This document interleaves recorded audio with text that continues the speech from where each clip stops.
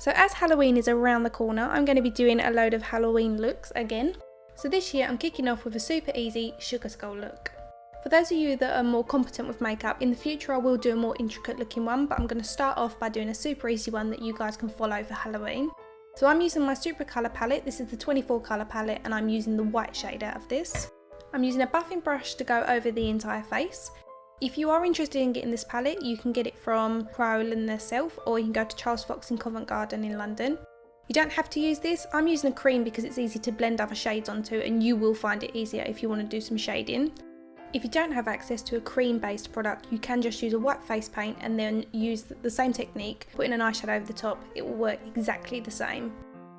Remember, if you're using a cream based product, you will need to set it with a powder.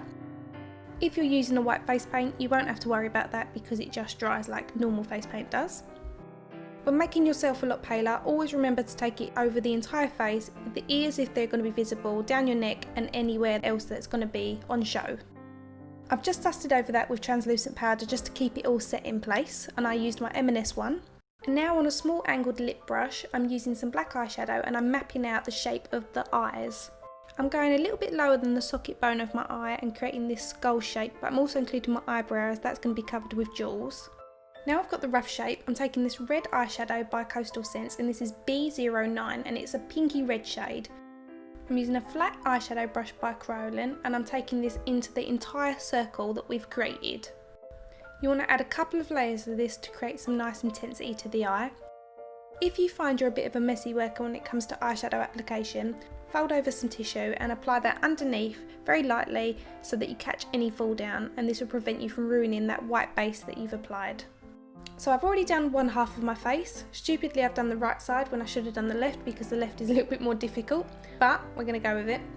So out of that super colour palette I'm taking the black shade. You can use eyeshadow to map this out, and I'm using that small lip brush that I used earlier, and as you can see I'm doing small dots just so I can map out the shapes. If I make any mistakes it's easier to wipe away. So although the design looks quite intricate, it's actually very easy. I think the hardest part you'll find is symmetry, but if you take your time by doing the dots then you shouldn't have any issues, because if you find you've made any mistakes it should be so easy just to blend over with. So now we've got the lines, we want to just go in with our slightly curved shapes, which is going to create the web effect. It is so much easier to do one side of your face when doing a sugar skull because you want the other side to be symmetrical. If you're doing it all in one go you'll find it a lot more difficult. So now we've got the shape, I'm going to go back in with the brush and I'm just going to drag the lines down just over the dots that I've placed. So this is going to give me a more definitive shape.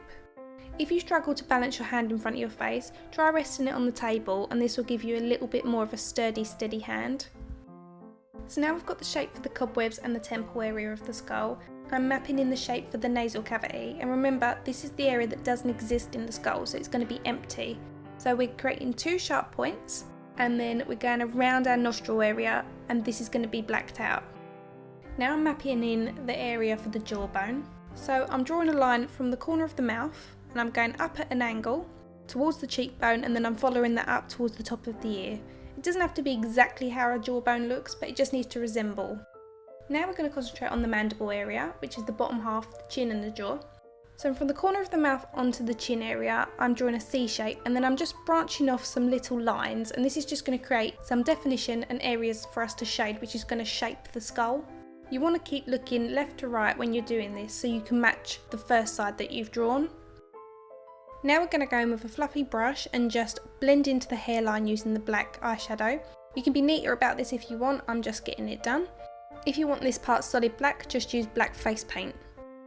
On the small lipstick brush I used earlier, I'm pulling some black eyeshadow up on the curves of the cobwebs, and then I'm using a pointed blending brush just to blend those into the white, and this is going to create that shaded appearance, making them look more like cobwebs. I do apologise that I haven't stopped to be on the phone to my nan, but I was going to cinema after this, so I was in a rush to get everything done at once, so I had to speak to my nan while I did this tutorial, so I do apologise.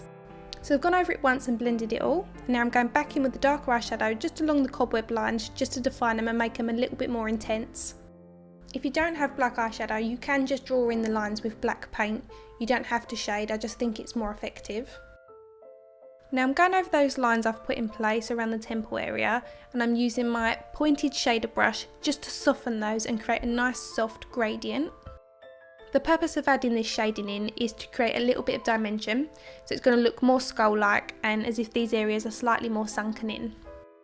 Now the look wouldn't be a sugar skull or a candy skull without a little bit of colour, so we're going to add this into the temple area. So over that shading we've created, I'm going back in with that pink Hot Pot from Coastal Scents, the B09 colour. And on a small brush I'm working that in over the shading and I'm fading it up towards the top where the cobweb line is. Now the shading's done, I'm going to redefine the temple line. And then on that fluffy brush from earlier, we're taking the matte black eyeshadow and we're working that into the temple area, and we're going to make the darkest point right in this C shape here and then fade it up towards the cobweb line. Now along the base of the temple, we're going to pull a little bit of that black eyeshadow up and deepen that red colour. If you're not very good with blending, it's not a problem. You don't have to go in with too much of the dark over the red. Just use the red and leave the line more defined. You don't have to do too much shading. Now I'm moving on to the eye makeup. I've put some tissue underneath my lashes to catch any fall down as we're using black. I'm keeping this simple. We're going for a smoky look and we're going to do a C shape around the entire eye, so under the lower lashes onto the top lid and through the socket line. I've patted that black onto the outer third of the top eyelid, and then this just gives us the basic smoky eye look, and then it's going to be about blending. I've dipped a fluffy blending brush into the red colour that we applied to the eyelid first, and then I'm working that in circular motions around the seam of the black, and this is going to fade that out, creating a nice soft smoky gradient.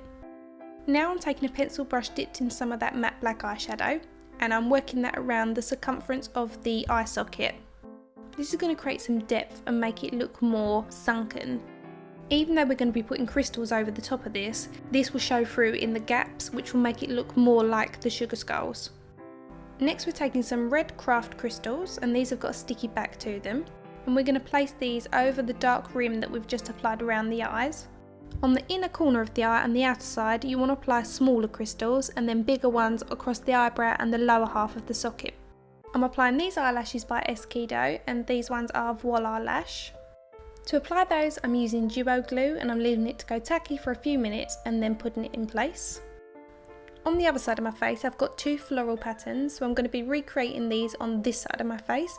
To do this I'm taking my angled lip brush and I've dipped it in a little bit of the eyeshadow and I'm creating a swirly shape, so it's almost like doing a C but going a little bit further. And then like I've done with all the other lines on the face, I'm using my pointed shader brush and I'm just blending that out. Over that I'm taking this red from my Super Colour palette and I'm creating tiny little petals. You can go straight in with a red face paint. I'm doing this because I'm also going to apply eyeshadow over it to set it, and then I'm going to be applying black. Using a cream just makes it easier to do the blending. Now as I mentioned at the beginning of this tutorial, it is super easy because you don't need to be neat. It looks really effective because there's lots going on, but it doesn't necessarily have to be super neat. Now I've got the basic shape, I'm going in with the eyeshadow and setting that cream in place, and this is going to make it last a little bit longer and it'll also prevent it from moving. By having two of the colours on there, it's created a little bit more depth as well. And the eyeshadow I've used is the same colour as I've used on the eyes. Now I'm going back in with a fine liner brush and I'm dipping it into that cream black. And this is just going to really define that jawline, and then I'm using a little blending brush just to pull the colour down to create a little bit of shadow, and this is going to make that area of the jaw more prominent. If you're using black face paint, just go over this area with black eyeshadow and then blend the colour down and you'll get the same effect.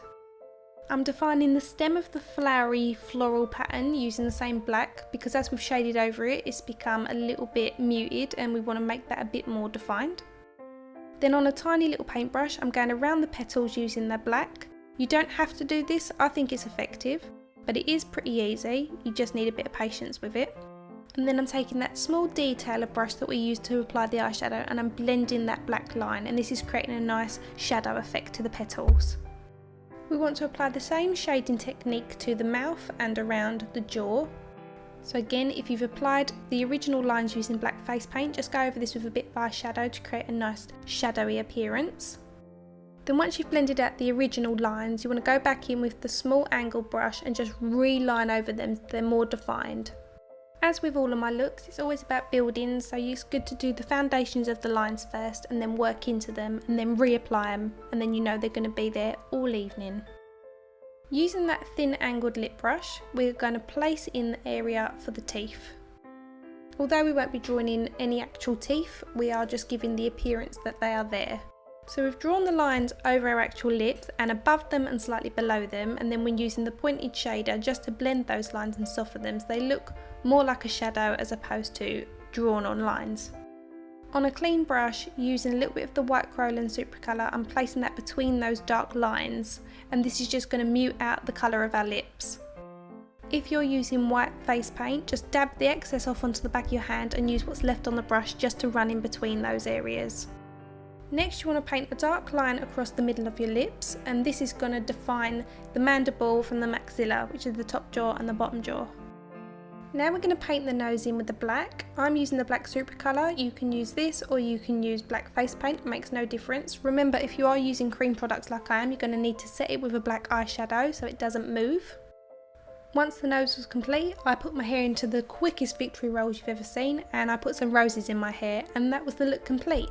If you like, you could even take it a step further and paint in your vertebrae. It's totally up to you. I hope you've liked it. Please give me a thumbs up if you have and leave your comments below.